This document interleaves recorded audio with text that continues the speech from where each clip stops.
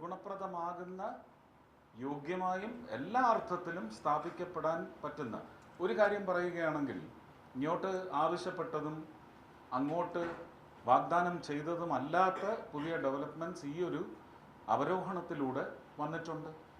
ഇപ്പോൾ ഏങ്ങണ്ടിയൂർ ഭാഗത്ത്, ഗുരുവായൂർ ഭാഗത്ത് ഒരുപക്ഷെ ഇങ്ങനൊരു പദ്ധതി വരുന്നു എന്നറിഞ്ഞ് ഒരു സാമ്പത്തിക അതിക്രമ സ്വഭാവം കൊണ്ട് വന്നില്ലെങ്കിൽ അവിടെ ഇൻവെസ്റ്റേഴ്സ് വരാനുള്ള സാധ്യതകളെ സംബന്ധിച്ച് വാഗ്ദാനങ്ങളുണ്ട്.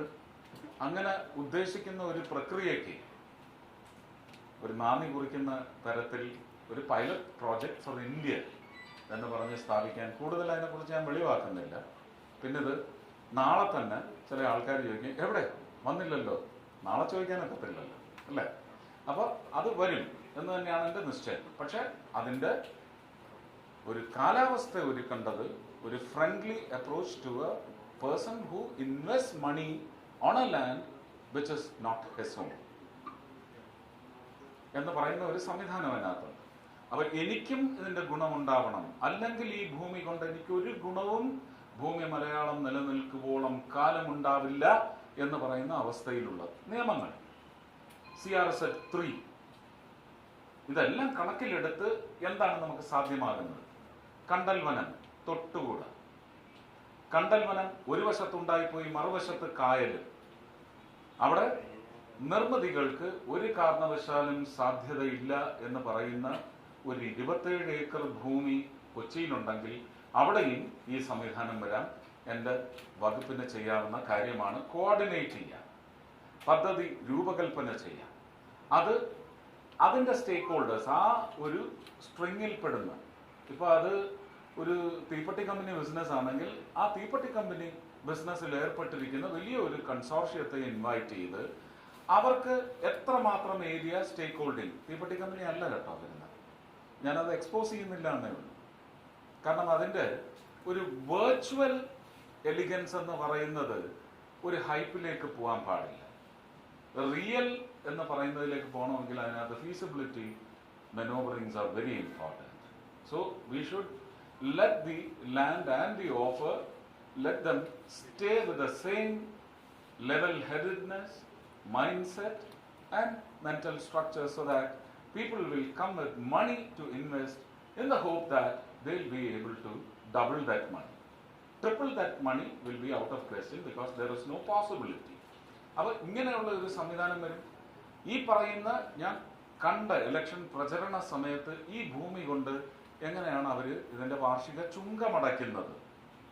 ചുങ്കമടയ്ക്കണമെങ്കിൽ ചിലപ്പോൾ പോയി വല വീശി മീൻ പിടിച്ചു കൊണ്ടുവന്ന് വിറ്റ് അതിൽ ഈ എന്താണ് സിക്ക് പീരിയഡുകളുണ്ട്, ക്ലൈമാറ്റിക് പീരിയഡ്സ്. അതിനകത്ത് അവർക്ക് ചിലപ്പം വറ്റിന് പോലുമുള്ള പണം ഉണ്ടായെന്ന് വരത്തില്ല. അതിനും മേലെ ഒരു സമ്പാദനത്തിലൂടെ എങ്ങനെയാണ് ഇതിൻ്റെ കരമടയ്ക്കുന്നത്? ചുങ്കമല്ല, കര. അങ്ങനെയുള്ള സ്ഥലങ്ങളിലേക്ക് അവർക്കൊരു പക്ഷേ അവരുടെ വീട് തന്നെ മെയിൻറ്റെയിൻ ചെയ്യാനും മക്കളുടെ പഠിത്തം നോക്കുന്നതിനും വേണ്ടി ഒരു ഇൻവെസ്റ്റർ പുറത്തു നിന്ന് വരുമ്പോൾ അയാളുടെ കൊങ്ങായ്ക്ക് പിടിച്ചല്ല, അയാളുടെ ഹൃദയത്തെ സ്വീകരിച്ചുകൊണ്ടൊരു സമ്പ്രദായം തുടങ്ങാൻ പറ്റുമോ? ഉണ്ട്.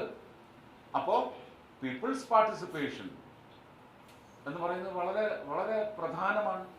അങ്ങനെ ഒരു പദ്ധതി വന്നാൽ കേരളത്തിലെ തനത് അതിൻ്റെ അന്തസത്ത, സ്വത്വം ഒട്ടും ചോർത്താത്ത ചില സ്ഥാപനങ്ങൾ കൈകാര്യം ചെയ്യുന്ന ഒരു ടൂറിസം മോഡ്യൂൾ എനിക്കിതിനപ്പുറം പറയാൻ പറ്റുന്നില്ല. ഞാൻ സൂക്ഷിച്ച് അത് ഒന്ന് എക്സിബിഷൻ എലമെന്റ് ആക്കരുത്, ഹാപ്പനിങ് എലമെന്റ് ആക്കണം.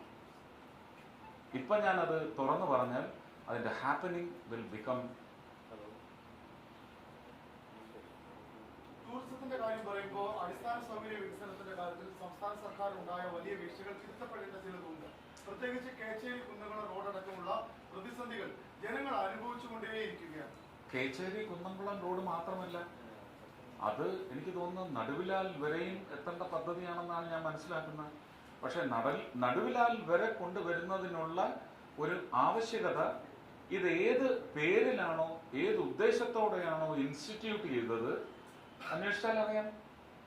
Post flood logistic arrangement, what is called road. Post flood എന്ന് പറയുന്നത് നമുക്ക് ഡാം നമ്മുടെ മണിയാശാന്റെ ഡാം തുറന്നു വിട്ട് അത് പാഞ്ഞു വന്ന് മാളയിലെ ആൾക്കാരെയും ചാവക്കാടുള്ള ആൾക്കാരെയും മുക്കി കൊല്ലുന്നുള്ള അവസ്ഥ വന്നപ്പോൾ ഉണ്ടായ നീക്കത്തിനുള്ള സാധ്യത അതൊരു വലിയ ഭീഷണിയാണ് ഇനി വരും തലമുറയ്ക്കെന്ന് കരുതി ഫ്ലഡ് റിലീഫ് ആക്ടിവിറ്റീസിന് വേണ്ടി ആ സിസ്റ്റത്തിൽ നിന്ന് വന്ന തുകയാണ് ഈ കാണുന്ന കേന്ദ്ര ഫണ്ട് മാത്രമാണത് എന്നാണ് ഞാൻ മനസ്സിലാക്കിയിട്ടുള്ളത്. അനീഷ് ഇവിടെ ഉണ്ടോ? എത്രായിരം കോടിയാണ്? 37,600 crores if my digits are correct. അത് വന്നു. അതിന്റെ കോൺട്രാക്ടർമാരോട് ചോദിക്കും, നിങ്ങൾ ഞങ്ങളോട് എന്തെല്ലാം ചോദ്യം ചോദിക്കുന്നു, എന്തുകൊണ്ട് അത് സമയബന്ധിതമായി തീർന്നില്ല, അതിന്റെ കാരണം എന്ത്? അവരോട് ചോദിക്കും. ഞാൻ ആരെയും കുറ്റം പറയാൻ ഞാൻ വരില്ല. ആരെങ്കിലും എന്നെ കുറ്റം പറഞ്ഞാൽ അത് അവരുടെ കാര്യം, എന്നെ ബാധിക്കുന്നതല്ല എന്ന് പറഞ്ഞാൽ തട്ടിക്കളയും. അതേ എനിക്ക് പറ്റും. ഞാൻ എന്നെ ഏൽപ്പിച്ചിരിക്കുന്ന ജോലി വളരെ ലോയലായിട്ട് എൻ്റെ അച്ഛനും അമ്മയ്ക്കും തൃപ്തിയാവുന്ന തരത്തിൽ ഞാൻ ചെയ്യും. അത് പ്രതിജ്ഞാബദ്ധമാണ്. അത് ശക്തമായി തന്നെ ഇവിടെ സ്ഥാപിച്ച് പറയുകയാണ്. എയിംസിന്റെ കാര്യത്തിലും അത് കേരളത്തിന് വേണ്ടിയാണ്.